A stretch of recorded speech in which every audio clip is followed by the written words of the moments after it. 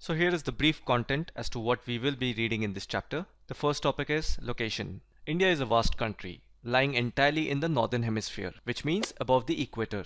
So these are the latitudes and longitudes of our country. The Tropic of Cancer divides our country into two equal parts. The part below the Tropic of Cancer is also called tropical region, and above it is called subtropical region. In southeast and southwest, we have Andaman and Nicobar and Lakshadweep Islands. And the capital of Andaman and Nicobar Islands is Port Blair. And the capital of Lakshadweep is Kavaratti. Remember this. And the next topic is size. So this is the size of our country in terms of area. It is 3.28 million square kilometer. So now that you have the size of our landmass, if you can find out the population of a country and divide it by the size of its landmass, you can get the population density. India's total area accounts for about 2.4% of the total geographical area of the world. So if we put all the landmass of continents and countries together, India takes away 2.4% of the entire pie. And India is also the 7th largest country of the world. This is purely in terms of area, not population. In population, India is 2nd largest country. That is after China. So our entire land boundary is about 15,200 kilometers, and the length of the coastline is 7,516 kilometers. So this is the coastline we are referring to. So in the northwest of our country, we have young fold mountains called the Himalayas.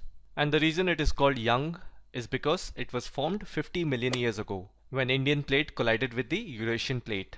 So before that, India was a large island connected to the Australian coast. And then we broke apart and moved towards the north direction, actually northeast direction, and got merged with the Eurasian plate. And since Eurasian plate is much bigger in size, so what happens when a small thing collides with a bigger thing? The smaller thing stops moving and mountains are formed. And that is how Himalaya was formed. I'll just show to you the extension of Himalayas. So it starts from north and all the way to northeast, to the eastern side near Arunachal Pradesh. Always remember, east to west extent appears to be smaller than north to south extent. And the difference is just about 300 kilometers, not more than that. And from Gujarat to Arunachal Pradesh, there is a time lag of 2 hours. Since we cannot afford to have two different timings, therefore we adopted Standard Meridian of India, which is also called IST, Indian Standard Time. And this is measured with the help of a longitude which passes through Mirzapur in Uttar Pradesh. And the third topic is India and the world. So always remember, India is part of South Asia, not Southeast Asia. Our location is very strategic. All the ships that come from Europe, when they have to travel to East Asia, they pass through Indian Ocean. And it helps us in establishing close contact with West Asia, Africa, and I hope it was easy to understand. If you enjoyed these videos and see a purpose behind watching them, please like the video and comment down below. Until then, catch you guys later and talk to you guys on the next one. Peace. It has a long coastline, so this is a very strategic position for us in terms of a geographical location in the world. So always remember this point because it will fetch you good marks in the exam. India's contacts with the world have continued through the ages, and the relationship through the land routes are much older than the maritime contact. Ocean was very restricted and scary way of having an interaction with other countries. So travelers often took the land route, passing through the mountains in the north, like for example how Fahian came to India from China, and other Persian dealers. So India has always been in touch with the world from ages, and it is not something that is new. So all these land routes have contributed in the exchange of ideas and commodities since ancient time. It's like how you go to your friend's place who is living in a different state, and when you visit them you exchange ideas, you exchange gifts, you discuss about each other's lifestyle. So in the similar fashion, in ancient time they used to exchange ideas and commodities, and this was solely possible because of these routes. So some of such ideas are Upanishads, Ramayana, the stories of Panchatantra, the Indian numeral and the decimal system. All this could reach many parts of the world.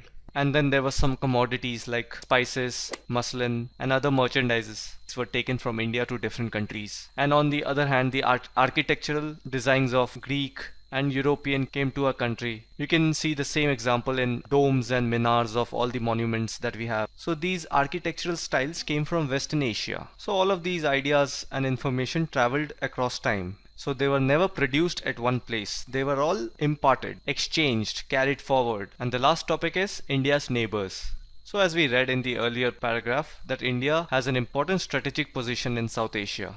So we know that India has 29 states and 7 union territories, and we share our land boundaries with Pakistan, Afghanistan, which is in northwest, China, including Tibet. So those of you think that Tibet is part of India, no, it is part of China. Nepal and Bhutan in the north, Myanmar and Bangladesh in the east, and our southern neighbors across the sea consist of two island countries, namely Sri Lanka and Maldives. So the narrow channel of sea between India and Sri Lanka is called Palk Strait or Gulf of Mannar, and Maldives are situated to the south of Lakshadweep Island.